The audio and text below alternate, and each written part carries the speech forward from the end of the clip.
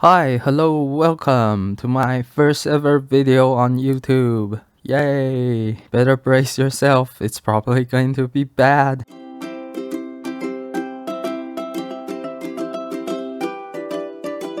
Okay, good, you're still here. With that out of the way, let's get into what you have probably clicked the video for. This fan dock.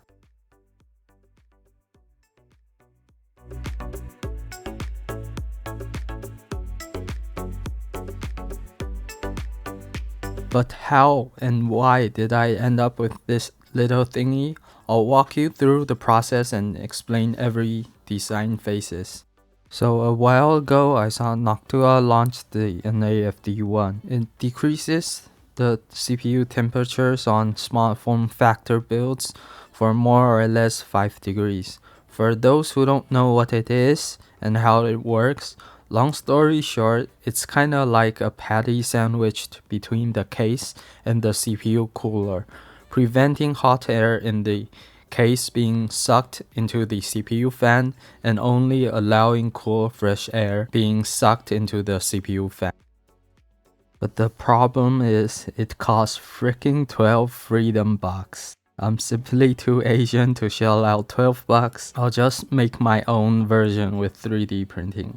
What? 3D printing is way over 5 bucks. Well, you see, I just happen to have a 3D printer lying around the house, and all that 5 bucks are for unicorn labor. Oh yes. Jokes aside, if you would also like to make your own, there are plenty of online printing services and local makerspace that you could probably use. Just Google away. So the first step is measurement. This is quite important. You have to know exactly how big the gap is between the case and the cooler. Also, the size of your CPU fan to build an accurate model. After measuring, draw up a crappy measurement.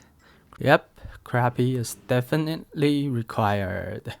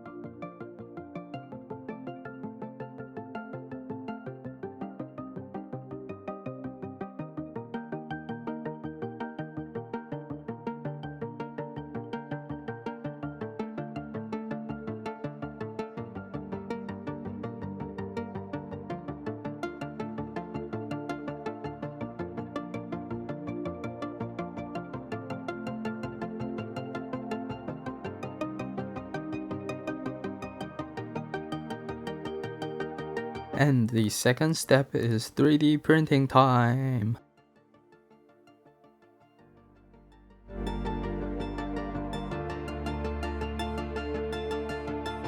God, I miss William Osman's video.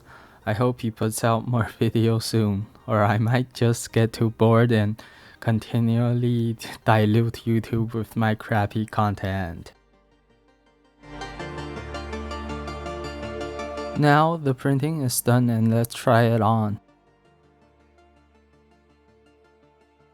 First try? Not quite there yet. The first attempt, as you can see, is a little bit too loose for my liking. The little tiny wings were a little bit too brittle, so version 2 it is.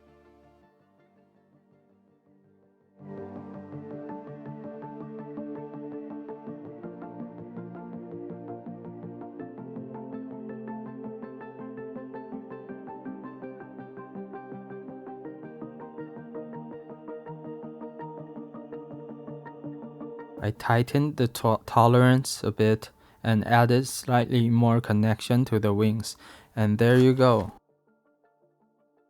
Fits much better and doesn't split.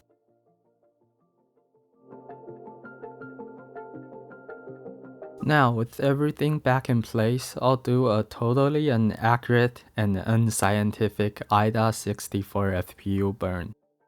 And here's the result. Conclusion time. To sum up, it's quite a hassle for 4 or 5 degrees of improvement. But if you are into 3D printing and small form factor builds, it's an easy and fun little project to do. 10 out of 10. Definitely recommended. And that's it for today. Thank you for bearing with me until now, not clicking off. Thank you. If you enjoyed the content, maybe please consider subscribing. If you absolutely hate this video, feel free to leave a hate comment. Unicorns has no feeling. Don't hesitate. Do it now. And bye. Damn it. It was so much work. Oh my god.